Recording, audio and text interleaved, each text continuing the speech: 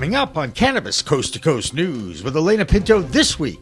Could this be the day that President Trump justifies cannabis as a medicinal product? All he has to do is sign his name on an executive order to start the process to reschedule or reclassify cannabis. Many reports say that decision is imminent and it could happen on Monday.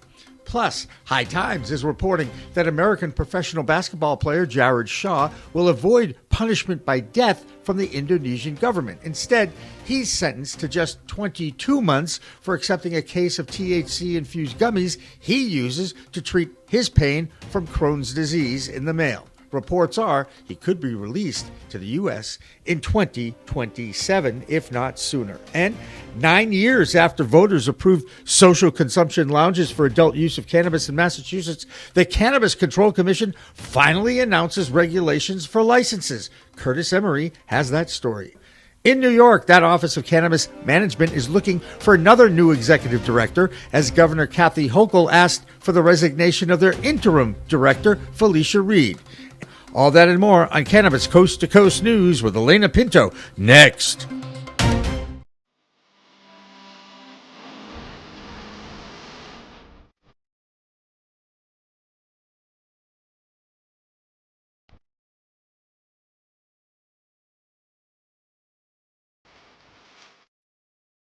Hi, everyone. Welcome to another edition of Cannabis Coast to Coast News, WPCM TV's weekly roundup in the fight to end cannabis prohibition.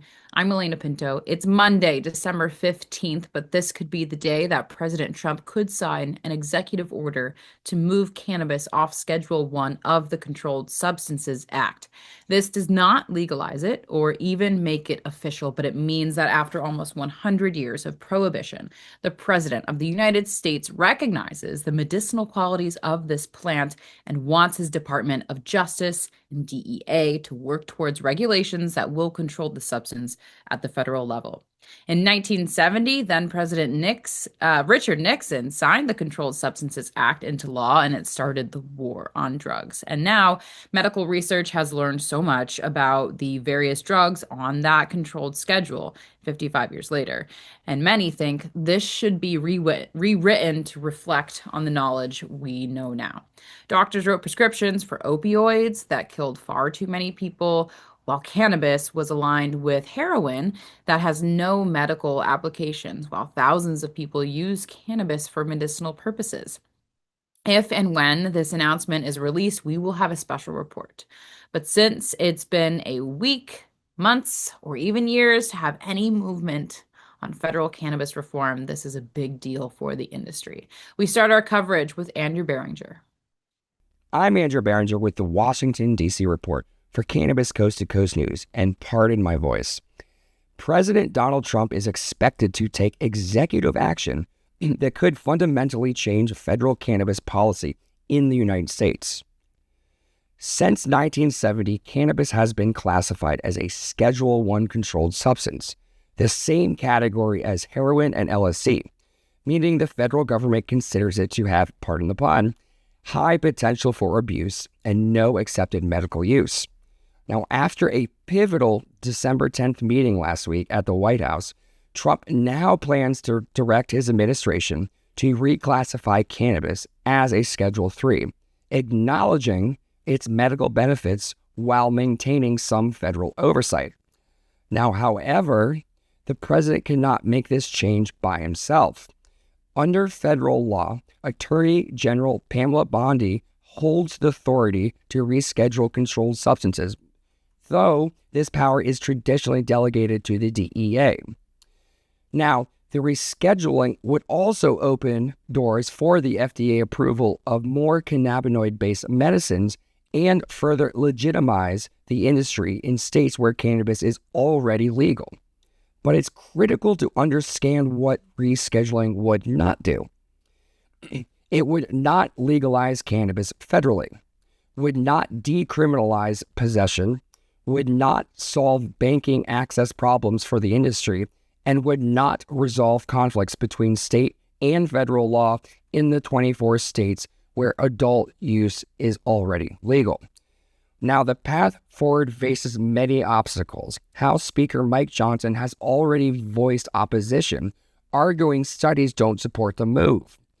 Trump has several options. He could bypass the current administrative hearing process with an executive order, continue the Biden-era review that's been stalled since January a few years ago, or even kill the proposal entirely and maintain the status quo. Will he do an executive action or an executive order? Stay tuned and find out next week. Well, that's the Cannabis Report. I'm Andrew Behringer reporting for Cannabis Coast to Coast News. See you next week. So what about hemp, you ask? Well, that federal hemp ban amendment is still in place for November 2026, but there is already movement on both sides of the political aisle to rectify that. What this does more than anything else is to get rid of the dreaded 280E tax clause that has caused such distress in the industry. It also rights one of the unjust wrongs that was part of the reason why every cannabis business struggles. Think about it. Every other business in America can write off the cost of doing business by writing off regular business tax deductions. Cannabis businesses can't do that because of its Schedule 1 classification. That could change in as little as 1 month. And with more on the impact on the hemp industry is Kerry Hinkle with his weekly hemp report. I'm Kerry Hinkle with Bayou City Hemp out of Houston, Texas, and I'm back with another hemp report for Cannabis Coast to Coast News. This week, December 12th, after the Thanksgiving slowdown, a lot of folks at MJ Biz, all things in hemp and cannabis policy world are heating up at our nation's capital.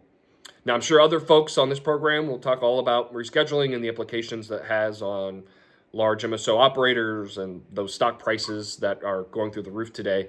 But I'm going to keep our attention on hemp, and I'm going to talk a little bit about Senator Ron Wyden's Cannabinoid Safety and Regulation Act. Now, he unveiled that bill yesterday on December 11th.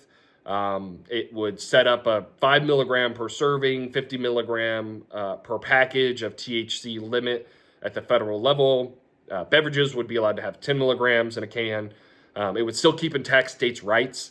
And so a state like Tennessee that has a higher milligram limit, that higher milligram limit would still apply, whereas a state like Virginia that has a lower hemp milligram limit on their THC products, that lower milligram would apply. But other states absent federal regulation, let's say a state like Texas that is tied to the Farm Bill definition, most in the industry think that federal standard would then apply in that state, and the state would be able to raise or lower it depending on what the state would like to do. Keeping intact states' rights is going to be something that's very important for the Republican side of the aisle on this bill. But ultimately, it was introduced by 2 Oregon Democrats in a Republican-held Congress. So we know that this is a messaging and marking bill, meaning that with folks on the industry on Capitol Hill can say, as we push for a 12 or 18-month extension before the ban kicks in, that we need time to get a regulatory scheme right. And Ron Wyden's bill is a step in that right direction. So it's not going to pass both chambers and end up on President Trump's desk as is. Just like no bills go through the regular order anymore, you'll need to find some kind of must-pass piece of legislation to attach this to. But again, it's a step in the right direction as we go to the Hill again in January to find Republican leads on a bill like this, to say, look at the bare bones of what Ron Wyden does. Tell us what you like, what you don't. We'll rework this and reintroduce it with support from folks on the appropriate committees that are in the Republican leadership that can actually get something like this done. So at the same time of the madness of rescheduling and the craziness, I'm sure, that's going to follow that news, the hemp industry still has their head down to extend the ban and pass some regulatory guidance at the federal level for the low dose part of this plan. So again, I'm Kerry Hinkle with Bayou City Hemp, and this was my hemp report for Cannabis Coast to Coast News. I'll see you again next week.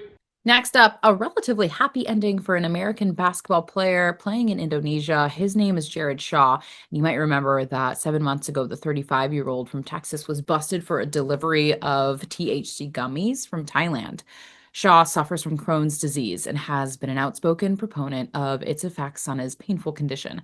However, Indonesia is probably one of the worst countries to be busted in since they have the death penalty on their books for trafficking narcotics. An Indonesian judge this week sentenced Shaw to 26 months in prison, which sounds like a lot better than facing a firing squad. High Times broke this story, but shared no word on whether the 7 months Shaw has already served will count towards that sentence. High Times talked with the international humanitarian and justice advocate named Dante West, who negotiated the sentence with the Indonesian Justice Department. All are hopeful he will be home with his family in 2027 at the latest.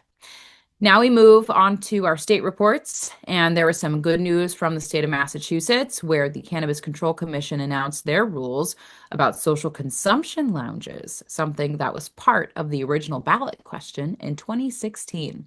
Here's Curtis Emery with more in his Bay State Cannabis Report. I'm Curtis Emery, a bud tender from Resonate in Worcester, Massachusetts, with the Bay State Report for Cannabis Coast to Coast News. The wait is finally over here in Massachusetts as the state announced that social consumption lounges will officially be coming to Massachusetts. Yes, the wait is over. It's been 9 years since social consumption lounges started off as a ballot initiative. Now it is a reality here in the Bay State, and we look forward to enjoying this new freedom. These social consumption lounges will be available for a variety of different entities offering safe social consumption of cannabis.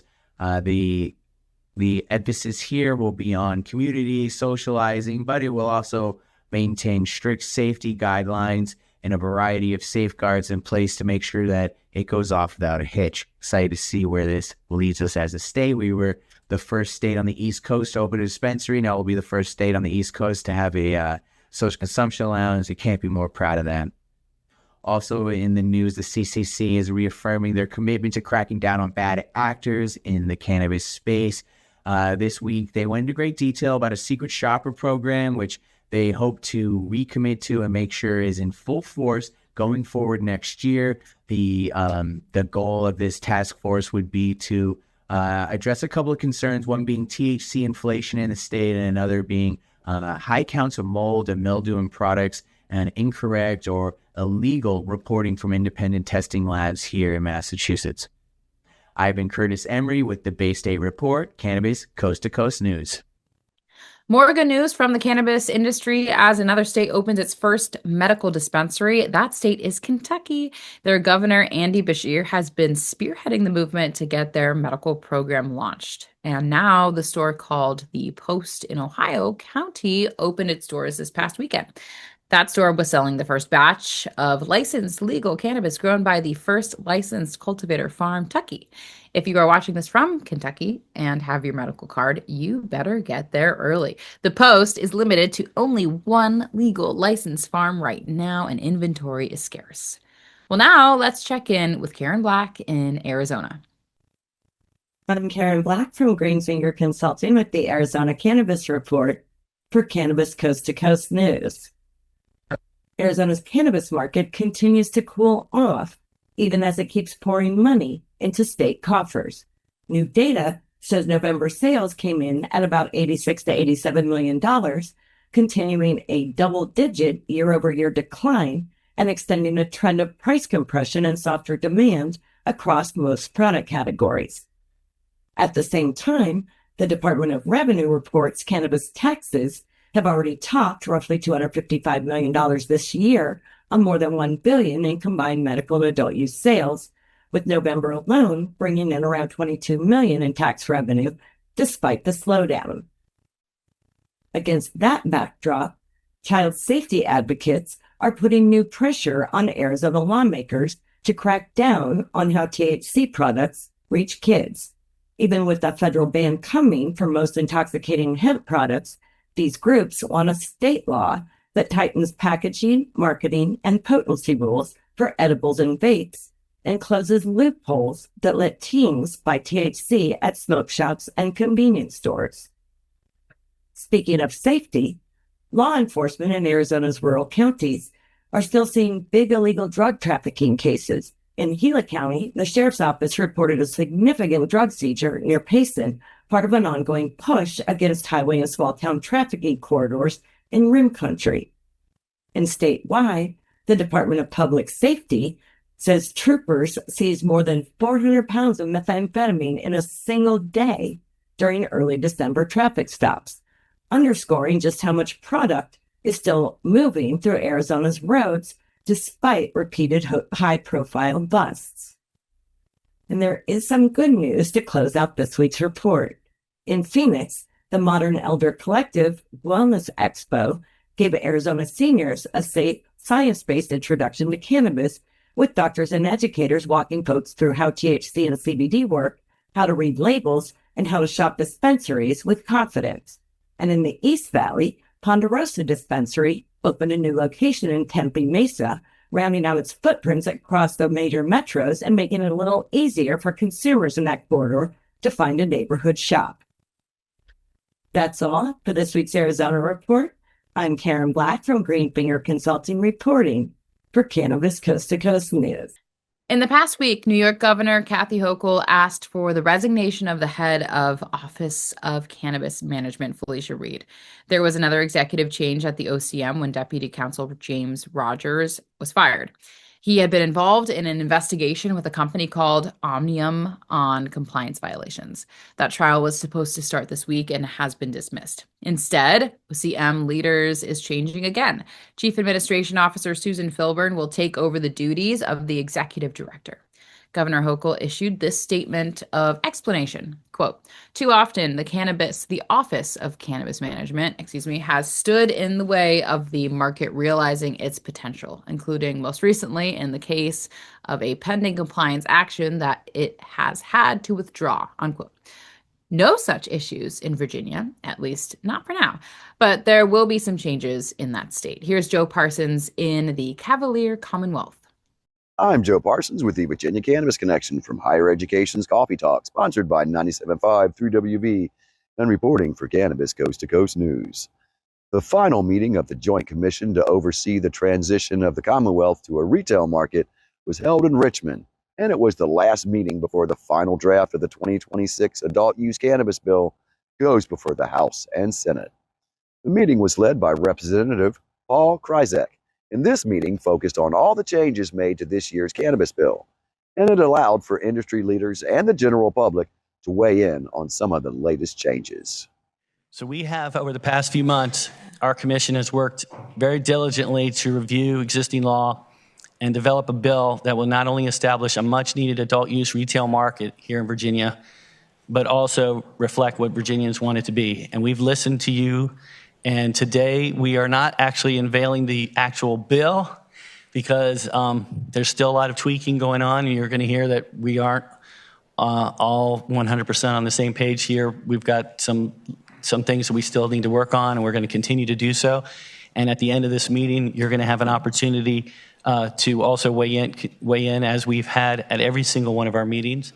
Hello, Mr. Chair, and to the Commission. Thank you. My name is Chelsea Higgs-Wise with Marijuana Justice. I just want to say thank you so much for your hard work on these recommendations. It adds transparency and opportunity for Virginia. We will continue to say that we're worried about the early start that November 1 might provide, and just a realistic train of events that CCA may not be able to hire, train, and implement the staff needed for the November 1 date. And so therefore, if the micros and the hemp conversions are not ready, even by November 1, it would only be the medical folks that are there and able to sell. Our suggestion is from the matrix to tie number 51 to number 50. And that would say that our November 1 start date would be a go as long as these other operators are certified and ready to go as well, because there could be a holdup that is not their own fault. Also, just wanted to speak on number 25 about the shelf space. It's my understanding, as we've seen across the country, that it can be a pay-to-play on shelf space, and that what can happen is it ends up disproportionately hurting small businesses and farmers that just come in on their hustle and hard work of a product, and they're not able to then basically pay to play for shelf space. And that's why we put that protection in the regulation. I also want to say I agree with Senator Eben about the ABC. We fought really hard for the CCA, but unfortunately, I do disagree. I believe that we should look at the farmers market study to see how we can do that in a way that protects our communities, but also provides Thank you. Your time is up. Thank you. Out of the over 50 new additions, most were a welcome change and got more praise than apprehension. However, while the idea of consumption lounges was met with public embrace, the public marketplace events were not. We await what the final bill has to offer, and this time, if we can get the bill passed through the House and Senate like we have for the last 2 years, it will finally get signed into law by our new governor. and enact the will of the people and take a big bite out of that deadly illegal market. Well, that's going to do it for this week from Higher Education's Coffee Talk in Charlottesville, Virginia. And as always, reporting for Cannabis Coast to Coast News, I'm Joe Parsons. Until next time, stay lifted. That'll do it for the A Block, our first section of our news this week. And next up, we'll tell you about another huge bust in California. And then Amie Carter has a tribute to a friend and advocate who passed away last week. Cannabis Coast to Coast News continues after this.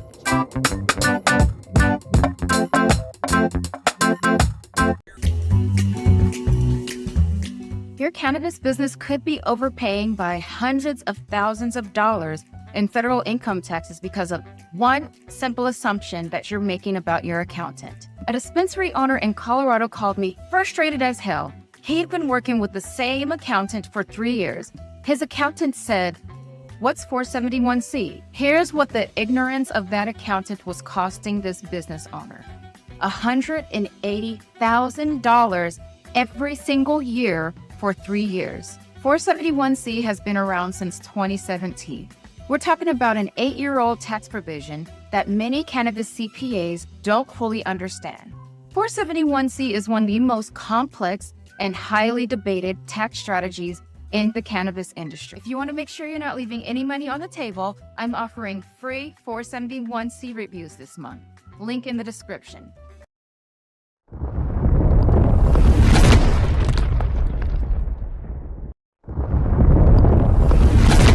Accounting Buds has grown into Buds Group, the same award-winning quality, now with more service offerings. Buds Group, your best buds in the biz.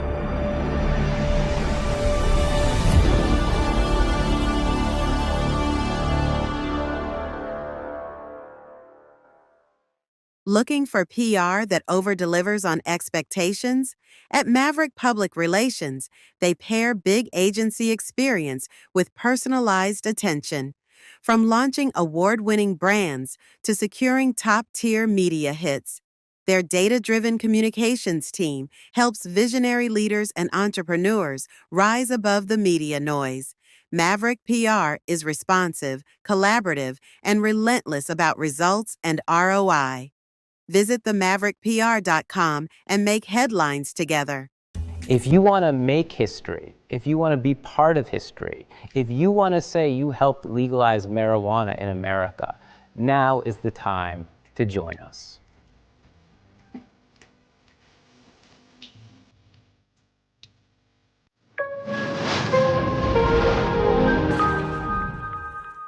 Welcome back to the B Block, our second section of Cannabis Coast to Coast News for this week. I'm Alaina Pinto. California continues to crack down on the illegal grow and sales in that state, and Governor Gavin Newsom's Unified Cannabis Enforcement Task Force, or the UCETF, executed the raid on operations in Alameda and LA counties. Their haul, 58,350 plants were confiscated. That amount of weed is worth $57 million in the illicit or legacy market.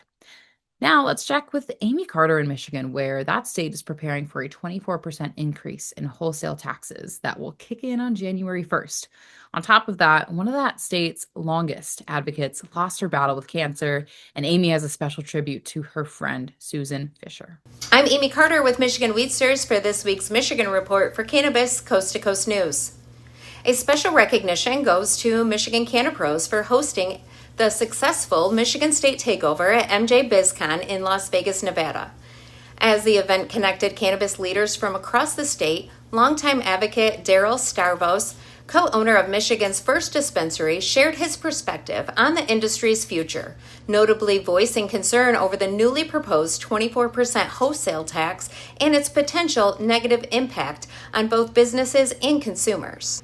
You may have heard the news. The judge in the case regarding that 24% wholesale tax on cannabis denied the plaintiff's request for a preliminary injunction. The new law will therefore go into effect on January 1st, but the fight is not over yet. The court has set a date to resume proceedings in January. We pause today to remember and celebrate a true light in our community. Susan Elizabeth Fisher, who passed away last week after battling her fight with cancer. Susan was much more than a friend to many of us. She was a fierce advocate whose bravery inspired everyone she met. She taught the greatest lesson, to enjoy life and fight for what's right, no matter what the challenge. In the advocacy community, Susan was known for her tireless work, going as far as to testify in front of the state legislature for cannabis rights. She was a witty, observant, and beautiful soul who was always the first to speak up when something needed to be said. Outside of advocacy, Susan was an esteemed teacher for over 15 years, supporting countless students during her 11 years at McKinley Middle School in Flint. She faced life with a remarkable grit and humor, even throughout her long illness, always advocating for herself and others, navigating hardship. Susan, thank you for showing all of us how to truly live life. Your advocacy and your feisty personality, your light will continue to inspire us every day. To know Susan was to know joy and courage. We send our deepest condolences to her family and all who were lucky enough to walk alongside that incredible light. That's it for this week. I'm Amie Carter with Michigan Weedsters for Cannabis Coast to Coast News. As Texas continues to see how the new regulations on hemp will impact the industry, the medical cannabis laws also are changing. And so, with the expectations of more people in their medical program, the state has to prepare for the increase in demand now and will be available for more medical conditions. Texas originally is one of the state's biggest licensed cultivators with a 7,700 square foot facility. They are increasing their capacity to 75,000 square feet, and the facility includes a hybrid greenhouse for plant cultivation where the first sun-grown cannabis was recently harvested in the state. Now, Texas Original will also have manufacturing labs, processing and refining, as well as testing labs, packaging, and dispensing. Just north of Texas is Oklahoma, where Kimmie Cannabis is proud of how her state is stepping up their charitable giving during this holiday season. I am Kimmie Cannabis from Canna Talk About It with your Oklahoma Cannabis Report from Cannabis Coast to Coast News. Oklahoma-based processor Pharmacated has been temporarily shut down following an inspection by the Oklahoma Medical Marijuana Authority at its Eufaula facility. OMMA issued an emergency suspension while it reviews reporting discrepancies within the state's tracking system. According to the owners, this action is administrative in nature and not related to product safety. Pharmacated says there has been no allegations of contamination, unsafe products, or any risk to patients. All product on site is currently on hold while the matter is reviewed. The company says the issue involves how certain inventory and batch data were entered or categorized in metric. Pharmacated is fully cooperating with OMMA, has requested a hearing, and is working with its compliance team and legal counsel to resolve the situation as quickly as possible. The owners stress this is a challenge, not a crisis, and reaffirm their commitment to transparency and quality. In other news, despite mounting pressure on Oklahoma's cannabis industry, many businesses continue to show up for their communities. The High and Hills Garden Club is collecting items to support Hope for the Future and Hoop Dads, organizations making a real impact for families and youth across the state. The event is on December 20th at the OKC Healers Co-op and will include a high tea terpene tasting, DIY gift crafting, and a strong focus on community care. Organizers also want the public to know that you can donate directly to Hope for the Future and Hoop Dads, ensuring support reaches those organizations even if you can't attend in person. It's another example of how cannabis companies across Oklahoma continue to give back even in challenging times. That's it from Oklahoma. I'm Kimmie Cannabis, peace, love, and all that good stuff. Now let's turn to the state of Florida, where there always seems to be a battle with the plant. Smart and safe, Florida continues to lead the reform charge, and they are constantly fighting in court or with the governor about just about anything. Still, that state has more medical patients than any other state. At least, check it now, it is 930,000. And now Senator has introduced a bill to allow patients to grow their medicine at home. Senator Carlos Guillermo Smith wants to offer the right to home grow for qualified patients, and now the fight begins in that state house. Well, now let's check in with what's going on in the so-called marijuana state of Colorado. Here's Jenny Germano. I am Jenny Germano with ICS Consulting. This is the Colorado report for Cannabis Coast to Coast News. Colorado's legal cannabis market is ending 2025 on a historic note, but not in a way the industry had hoped. New state data shows cannabis prices have fallen to the lowest levels on record, underscoring ongoing challenges for growers and retailers across the state. According to the latest figures from the Colorado Marijuana Enforcement Division, the median wholesale price for a pound of cannabis flower now just sits at $648, $1 below the previous record low.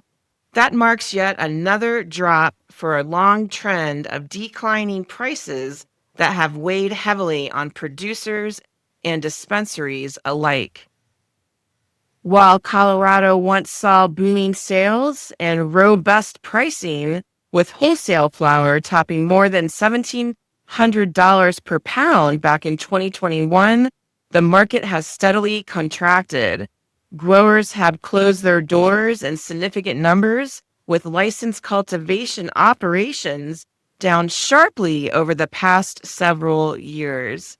Industry observers say these lower prices reflect a wider pullback in demand and oversupply conditions, even as some smaller players exit the market.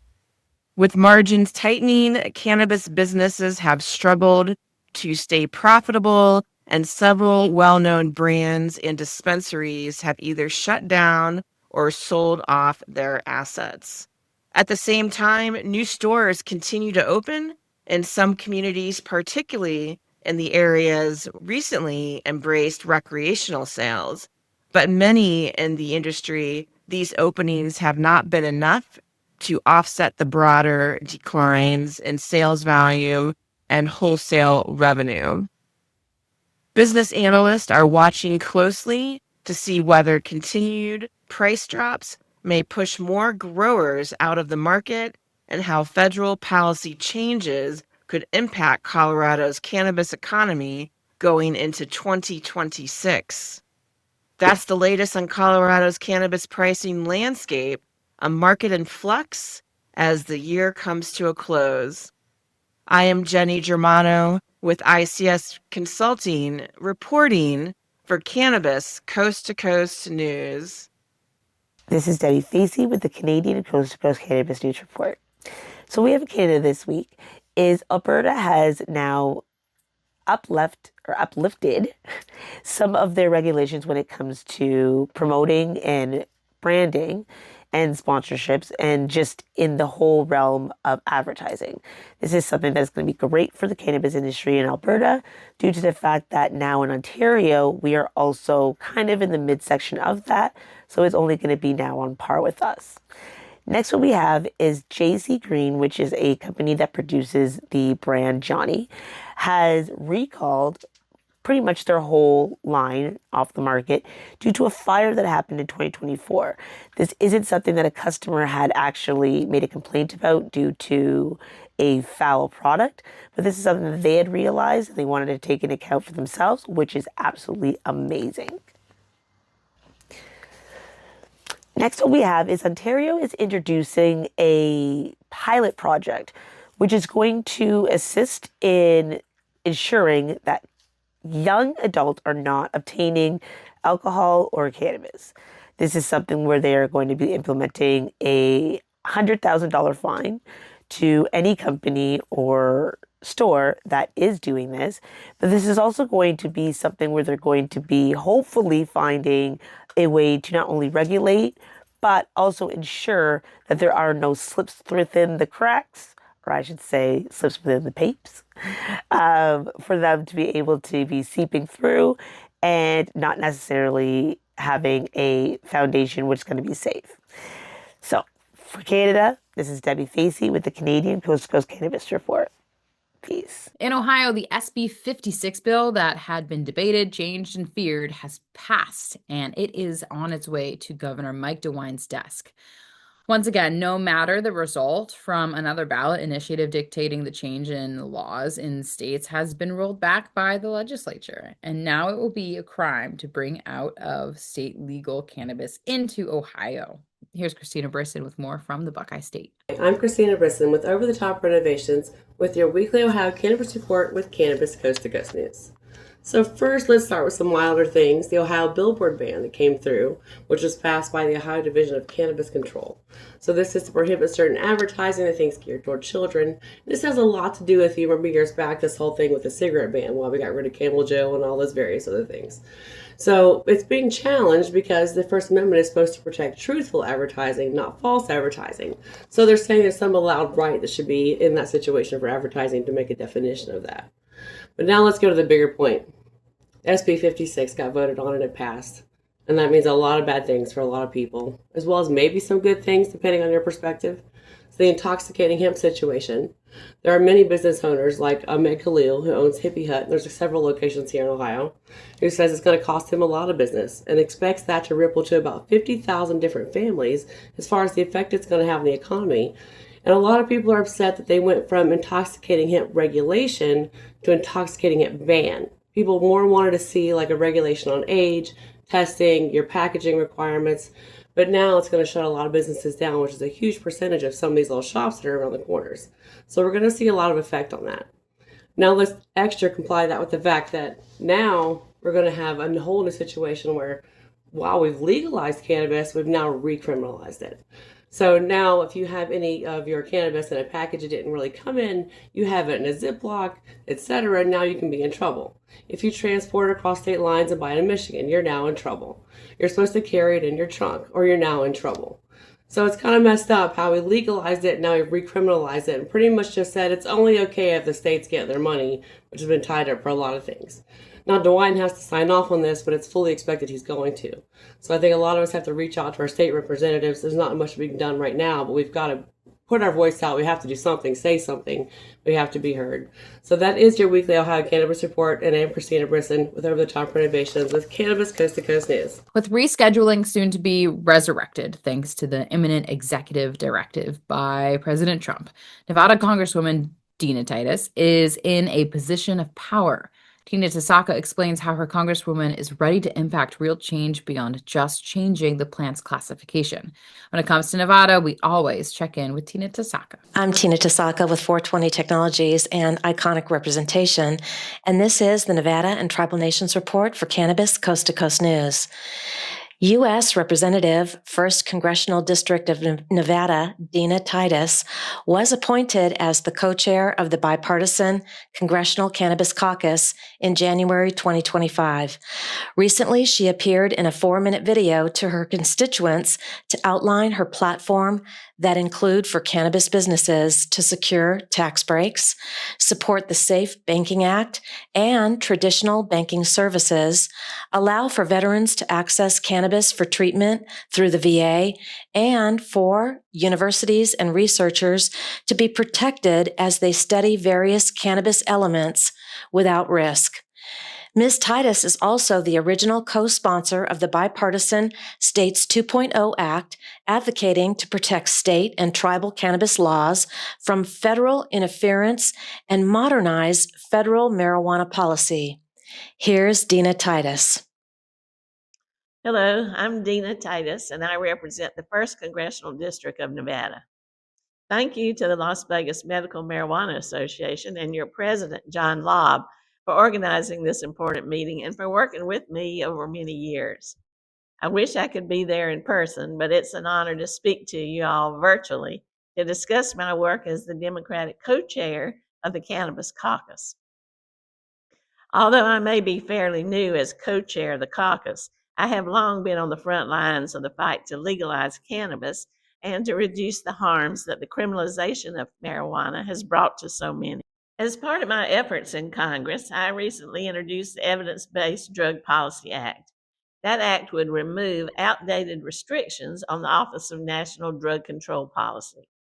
Currently, the office and its director aren't allowed to sponsor research related to any Schedule I drug. Furthermore, the director must, by law, actively oppose the legalization of any substance that's Schedule I and not approved by the FDA. Those prohibitions are really absurd. Cannabis is legal for adult use in 24 states and for medical use in 40 states, and 70% of the public supports legalizing the use of marijuana. The current policy that prohibits even public policy research or study into the effectiveness of current state programs is just not realistic. The Director of National Drug Control Policy should be able to speak honestly and be informed by research about cannabis. Passing my bill would be a meaningful step to get rid of the stigma against regulated cannabis at the federal level, like at the states. Another bill I introduced was the States 2.0 Act with Congressman Joyce, who's my Cannabis Caucus co-chair. This bill would get the federal government out of the way of states that have chosen to legalize cannabis and enact a federal framework for cannabis use. Now, in addition, I'm proud to soon reintroduce 2 other cannabis reform bills.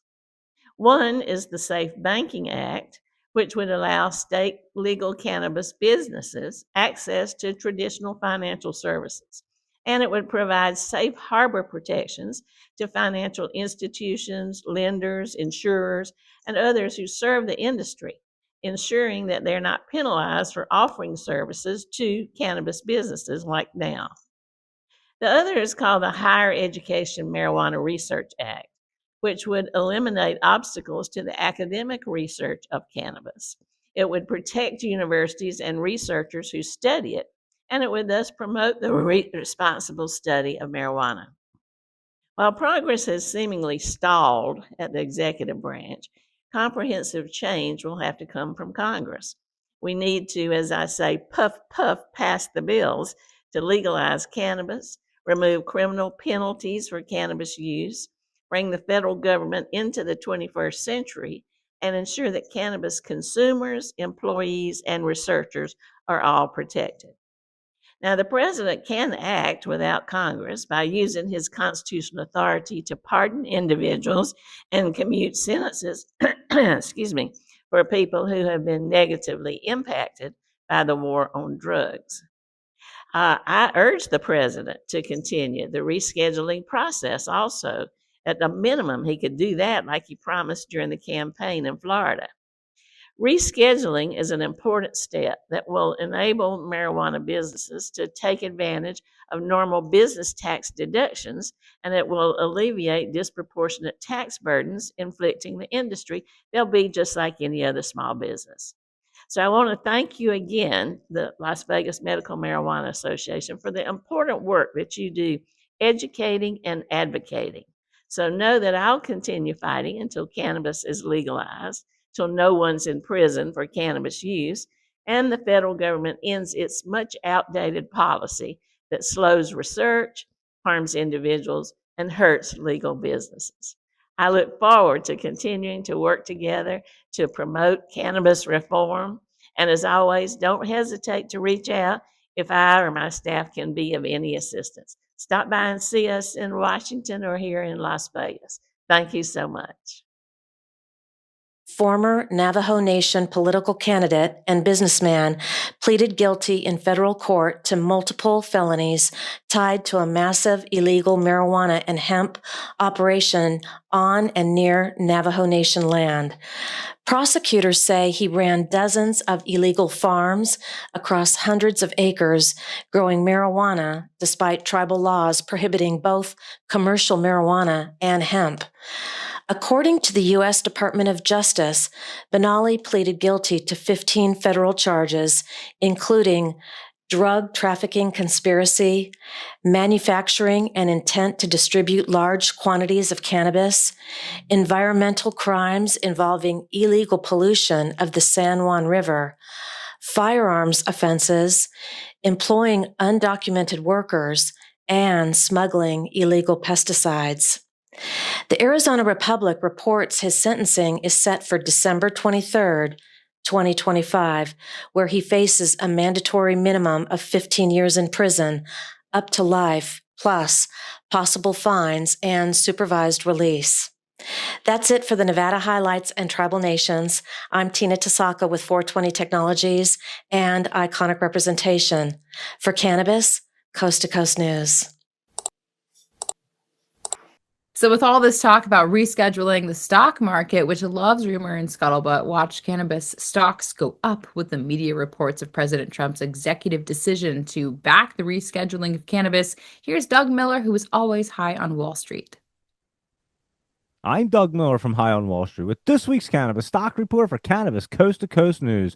Big moves are hitting the cannabis sector tonight, and this one could reshape the entire U.S. marijuana market. Reports broke out today online that President Trump is preparing an executive order directing federal agencies to reclassify cannabis from Schedule 1 to Schedule 3 under the Controlled Substance Act. If this goes through, it's a huge shift because Schedule 3 classification formally recognizes marijuana's accepted medical use and a lower potential for abuse.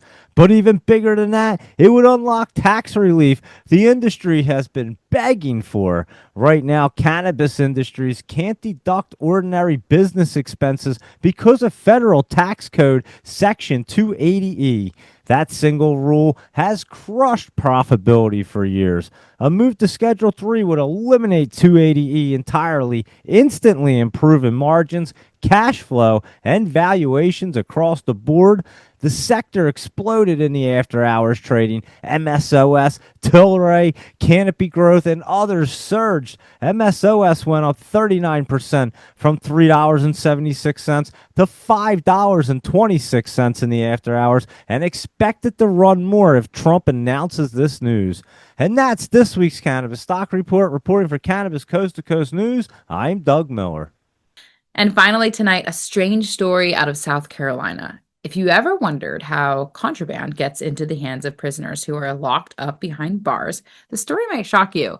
In a prison in Bishopville, South Carolina, a drone delivery was discovered by prison guards. Food like steak and crabs was found in this delivery, as was cannabis. Needless to say, the drone never connected with the prisoner who ordered it, and the guards enjoyed a good meal. No word on whatever happened to that cannabis. We know it wasn't for dessert, but at least the guards had a good meal.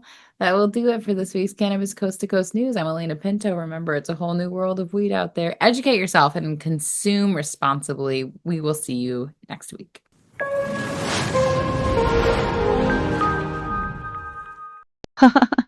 I think I messed up. Did you know there's a place that covers all the cannabis news you need? Pro Cannabis Media is now WPCM TV, your go-to website for things cannabis. WPCM TV is the CNBC of weed, bringing you the latest news you need. Amie Carter.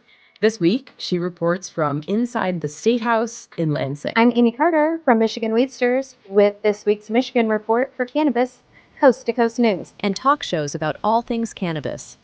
Well, thank you, and thank you for all you're doing to get the word out. Like, this show is so important. It all started back in 2018 when Emmy award-winning talk show host Jimmy Young kicked it off with the In the Weeds podcast. That it's not just any generic paper towel. You do have a brand that you use, right?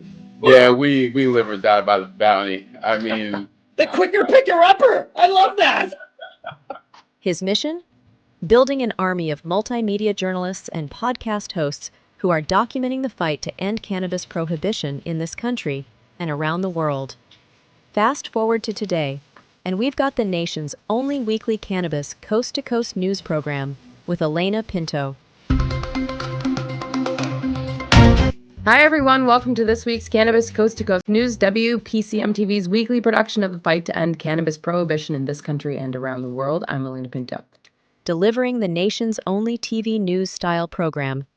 Since June 2021, WPCM TV has racked up over 1.3 million views with 17 million impressions and picked up over 16,000 subscribers on YouTube alone. For more information, contact the team at WPCMTV.com.